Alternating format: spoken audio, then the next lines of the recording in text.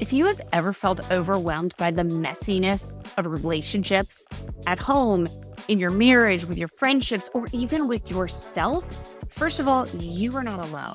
But today I am chatting with my dear friend and my accountability partner, Judy K. Herman, who is an incredible psychotherapist.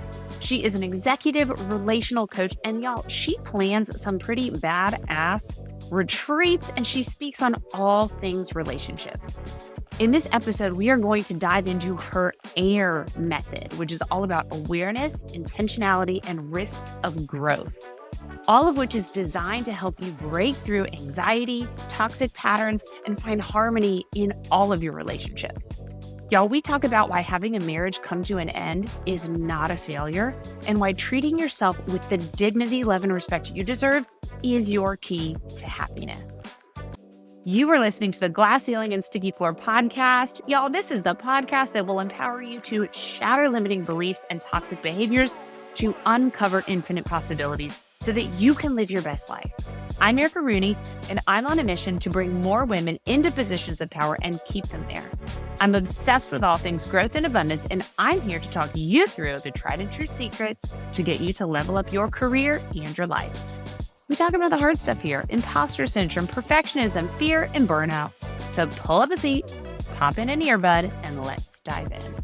Judy, I am so thrilled to have you on the podcast today. For everyone listening, y'all, this is my good friend. She is my accountability buddy. We meet every single week. We have at least a 1-hour conversation, and we get stuff done. So I am so excited. Judy, welcome to the podcast. How are you today? I'm doing great. And Erica, it's such an honor for me to be here because we have had these weekly conversations for, I think, coming up on a year. But I'm very honored that I'm one of your podcast guests. Well, I love this. I think it's going to be a little bit different and unique because we do know each other so well, because it has been a year. But for all of my listeners, Judy, who are you? What do you do? Tell me all the things. Well, my name is Judy K. Herman, and I am the author of Beyond Messy Relationships and Relationships with Purpose. I'm all about relationships. I am an executive relational coach for women, ambitious women, because we all have messiness that we go through.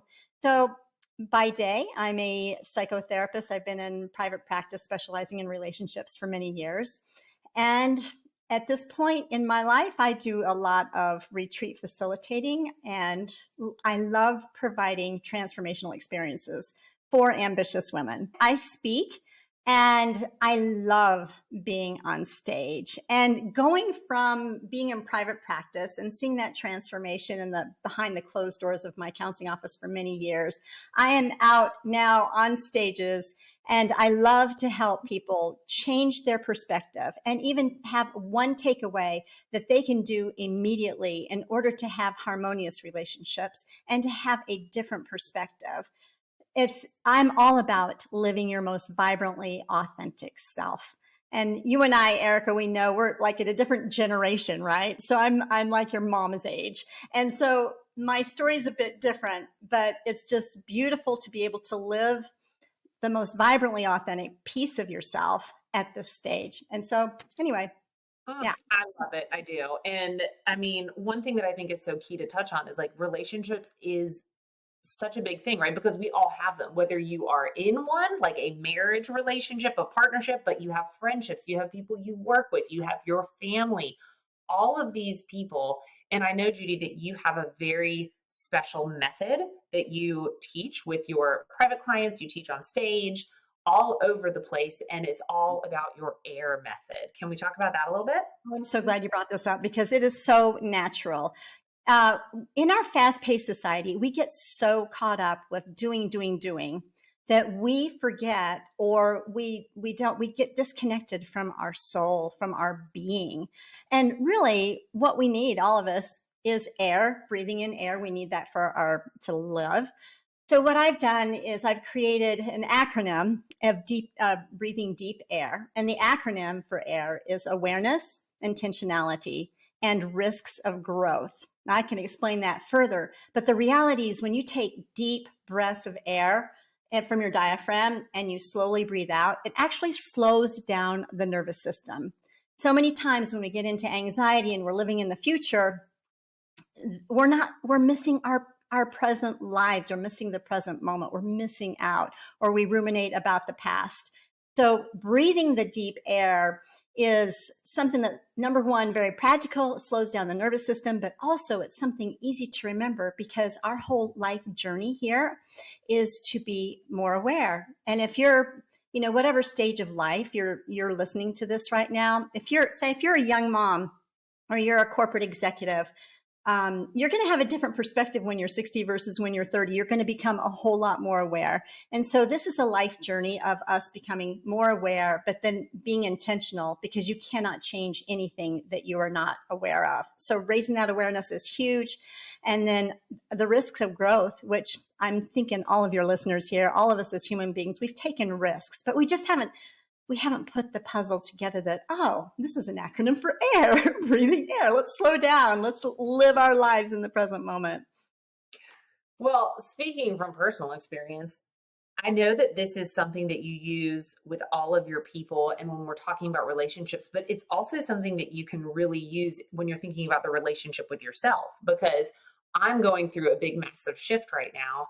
And as you were speaking through each letter of that acronym, I was like, no, all of that applies to me as an individual as well. So do you use it with individuals as they're moving through these massive transformational shifts?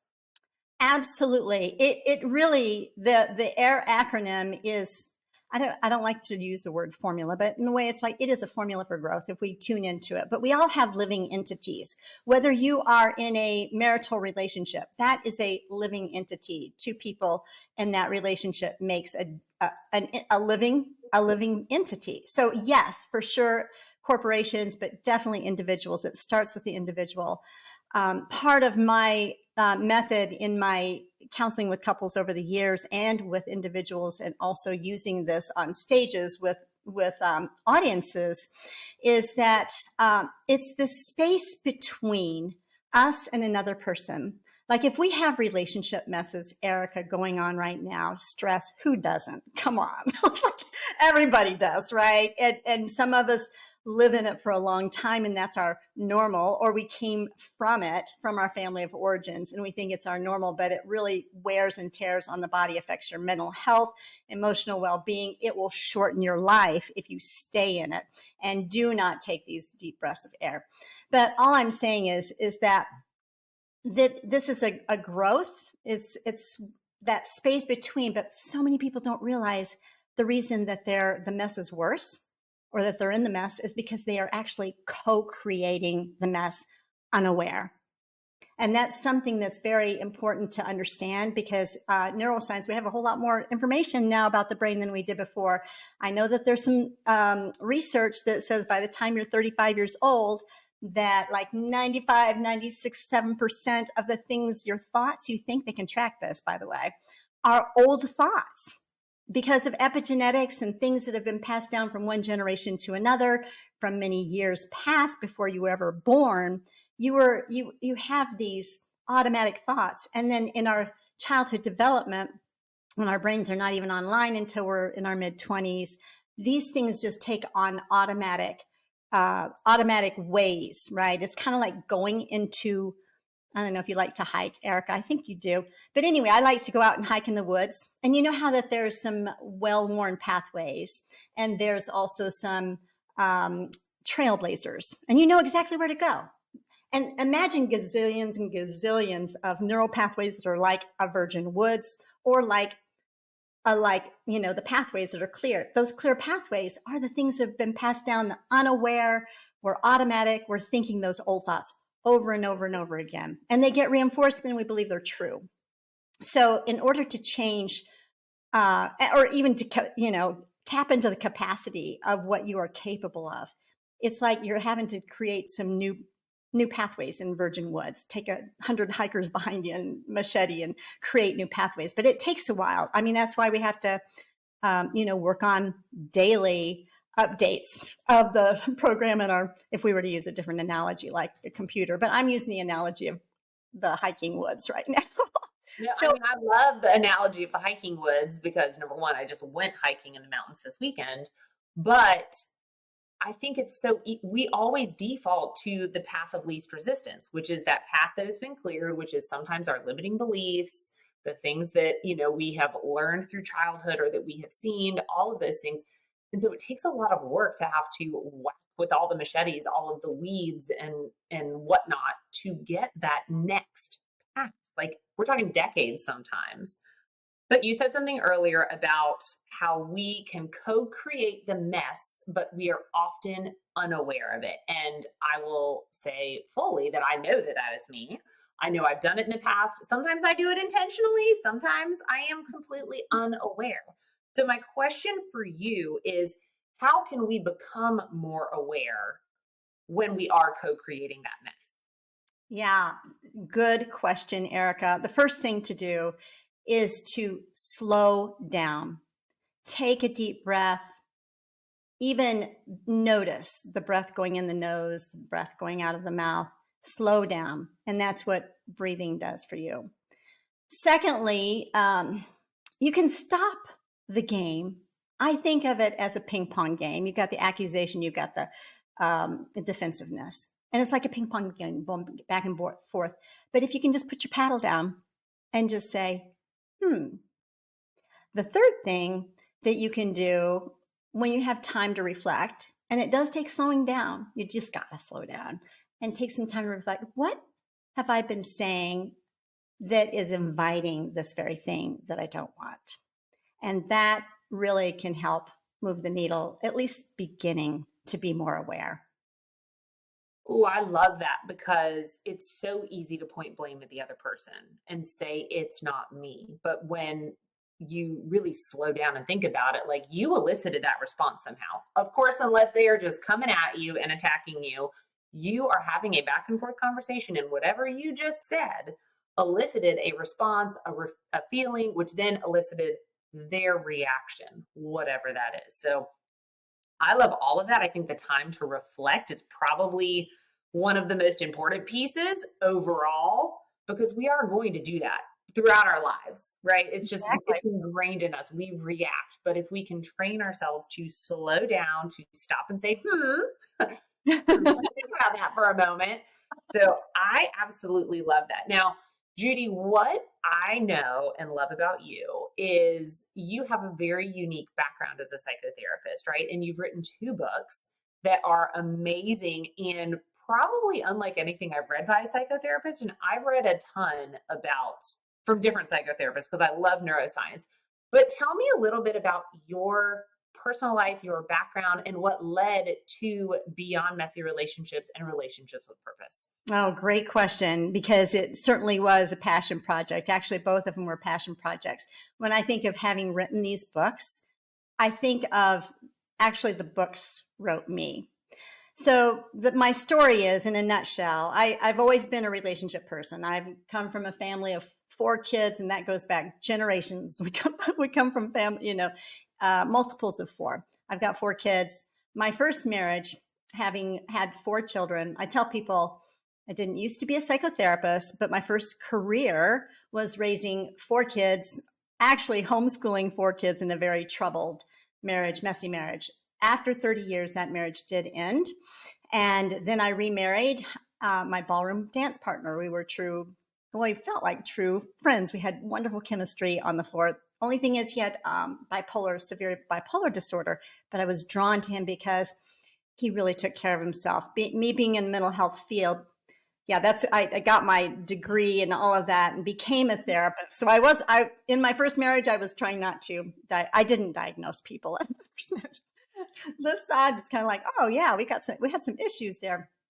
Second husband, the catalyst for me to write my book, Beyond Messy Relationships, was his break with reality.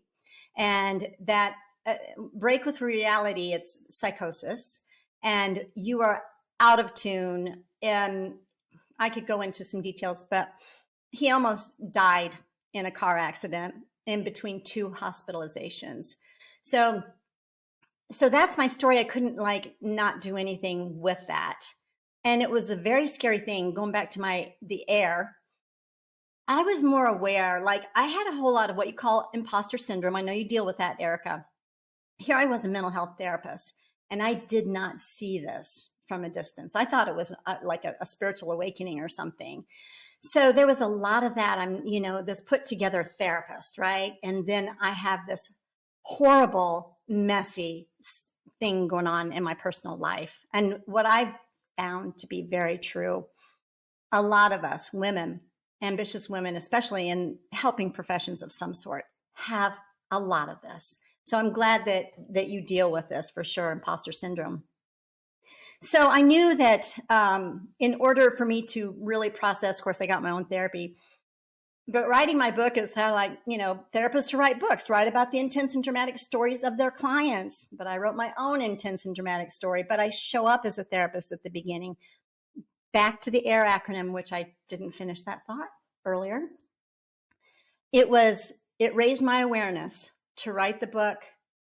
The book wrote me. I had to be intentional. I got a coach, a writing coach. I had beta readers. I did all those intentional things to get this book out in the world. It was something I couldn't not write. And then the risk of growth was putting it out there. And I know even after it was published, I thought, oh my gosh, my clients are going to read this and they're going to say, and why are we seeing her as our therapist? That was hugely scary for me. Well, my life has not been the same. And to make a long story short, my first husband or second husband recovered to the point of becoming my biggest cheerleader in writing it. We had a book launch in Chattanooga. That's where I'm from, Chattanooga, Tennessee. And on stage, giving me flowers. And then this was September of 2019. And then, of course, we all know the story of COVID starting 2020 and a lot of other stressors. And so the ending of the book, the epilogue of the book, is now different if you were to read it. So anyway, the journey continues. I would love to stand here and say, oh, I had this trauma in my life and I overcame it. I overcame this imposter syndrome associated with that. But the reality is there's more to the story. And in my generation, people remember Paul Harvey saying that. Well, what I will say, and I talk with a lot of women, and they all ask me, do we ever get over these sticky floors, right? The imposter syndrome, the fear of what other people will think. And my gut says, it actually kind of says two things, right? It says, yes, you can because of those pathways that we've talked about. Mm-hmm. But again, that could take decades, right? Initially, my reaction is no, because new level, new devil, right? Like as soon, or just life happens and something gets thrown at you. And I was just talking with a coach today and I was saying, I feel like I have a really great mindset. Like I feel like I'm very positive. I have a lot of confidence in myself.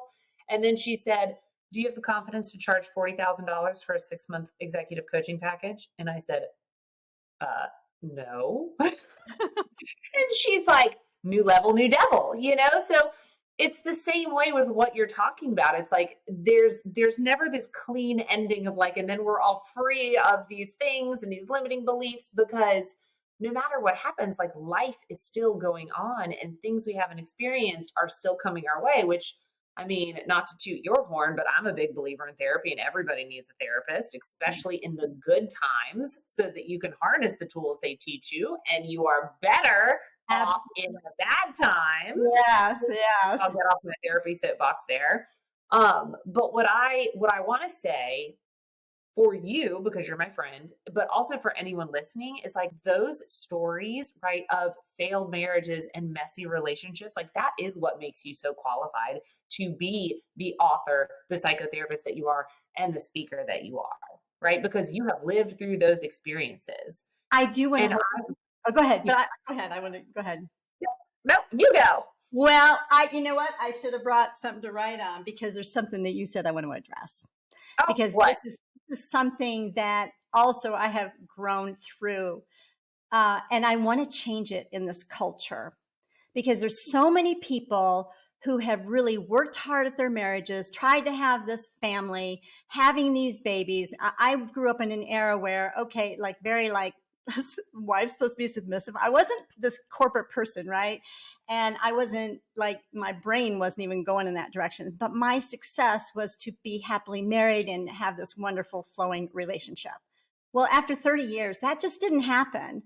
That marriage came to an ending. And I know there's a lot of women who are thinking of their marriages as failed. And I want to tell you that is not the truth. The truth is, well, how I believe it, according to Judy K. Herman. I don't want to come across as the truth here, but what I believe in. It's your episode. Let's do it. What's the truth? What I believe that air has taught me is that I have had 2 successful marriages, Erica. I had to deal with, okay, I'm a twice divorced relationship therapist. Like, who's going to come to me for therapy? Blah, blah, blah, blah, blah, blah, blah, blah, blah. That simply is not true. Because I've had 2 successful marriages. Having a marriage that ends does not mean that it was a failed marriage. Having a long-term marriage, if you've been married 50, 60 years, does not mean that's a successful marriage. Because there's so many people that are, and I'm saying they are under horrible stress, living in toxic situations. They are dying early. As you can tell, I'm very passionate about this. But my own growth, Erica, I've got to say this.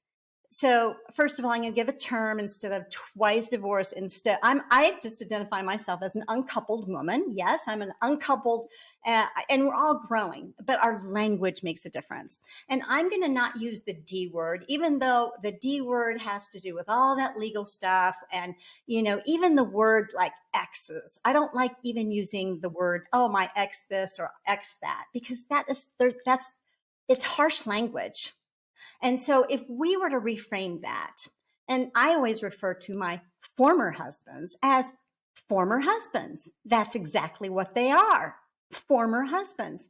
And it took, and I'm at this stage in my life where it took both of those former husbands and those 40 years of marriage in order to get to where I am, to awaken me in my awareness. And another thing, I've got so much here, because relationships are mirrors to your soul.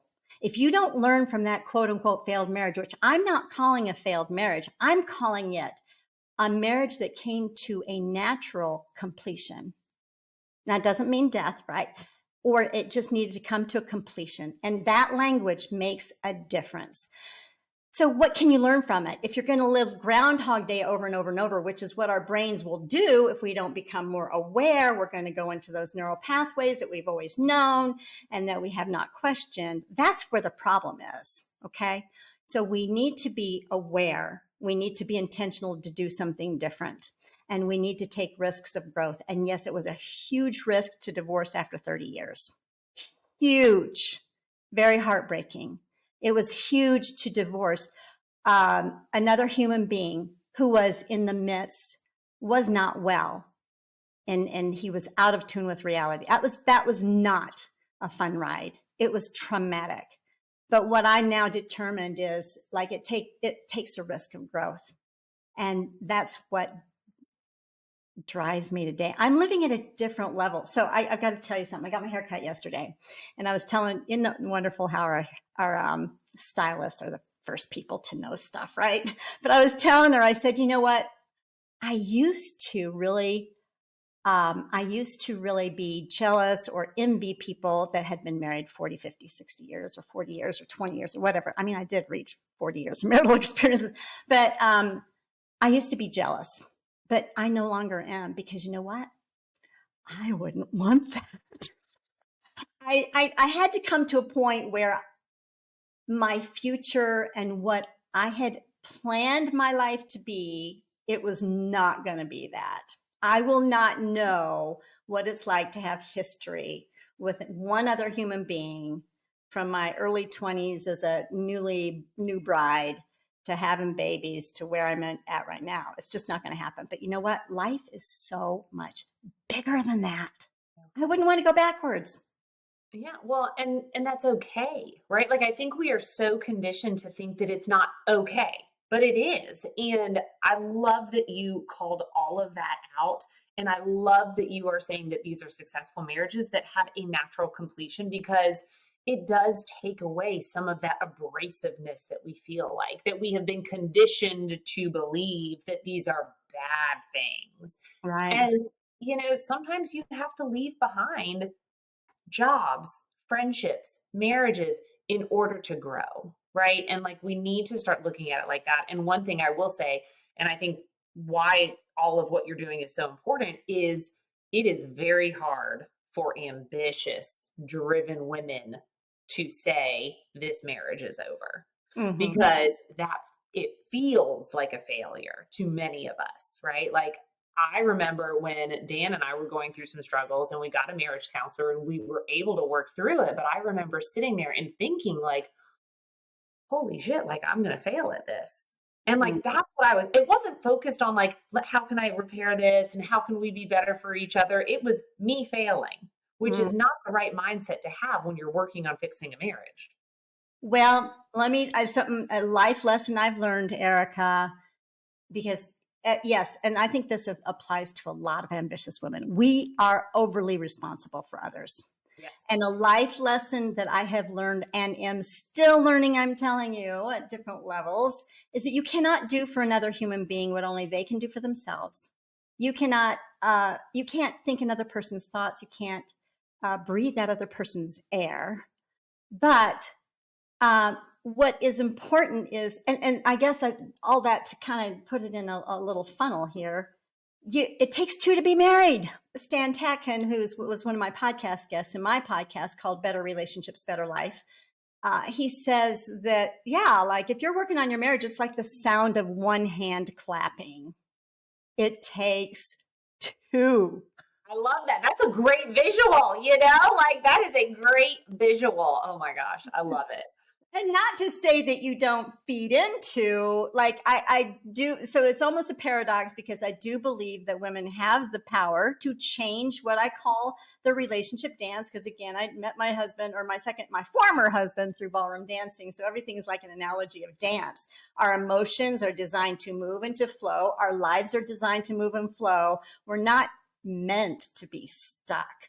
And so it's like, we have a part in that, right?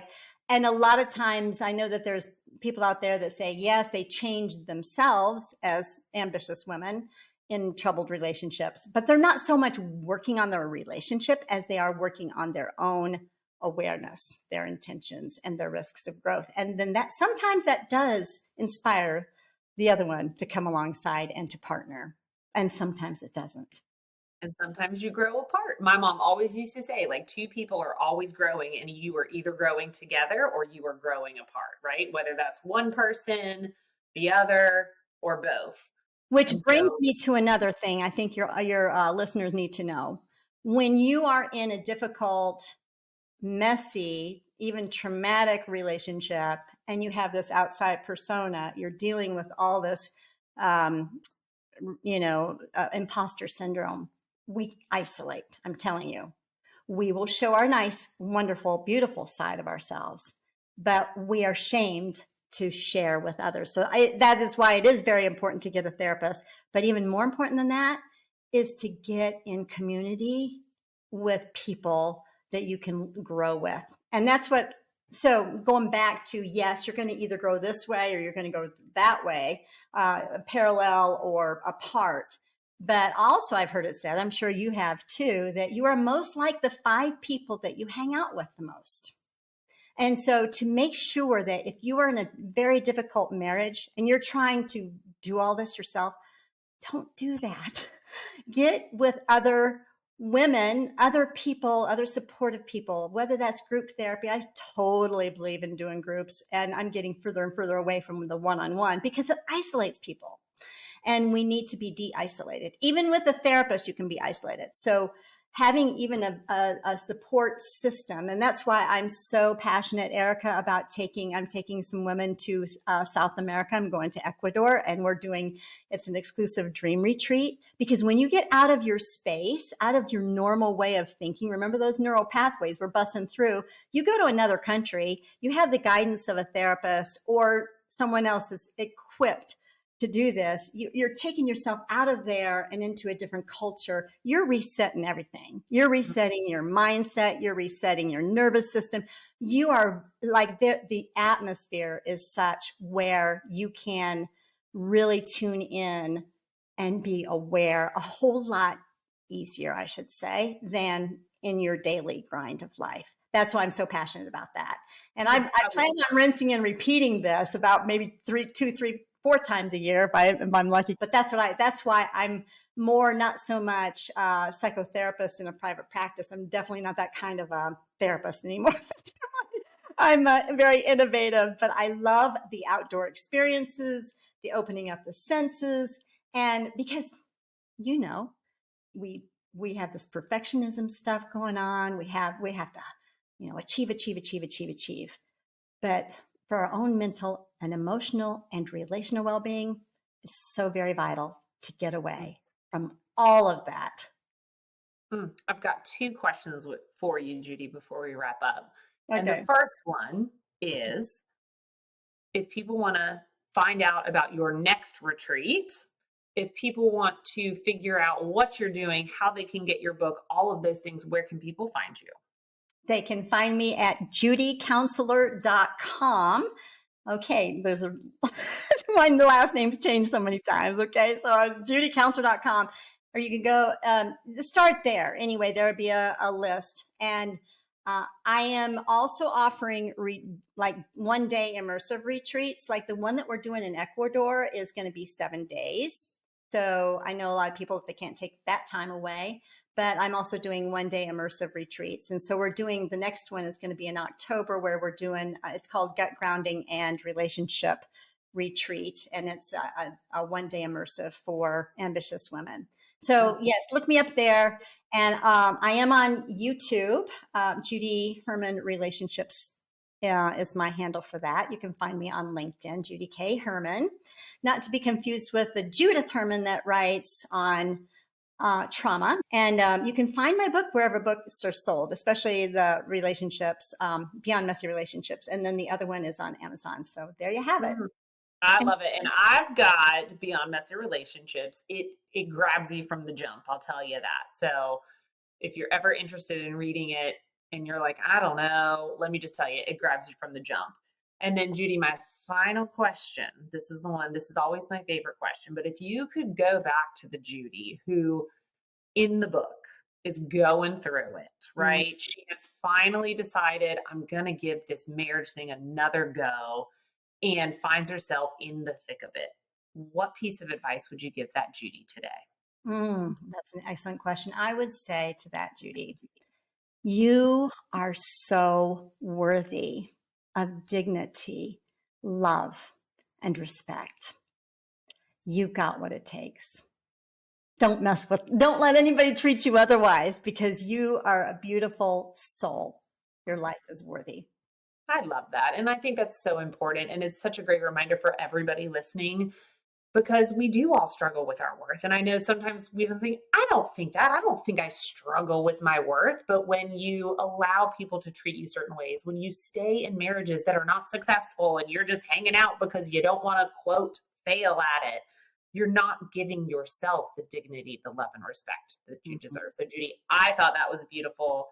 I loved it. I'm so excited. After almost a year, we have finally made this happen. We've gotten each other on the podcast. It was so fun.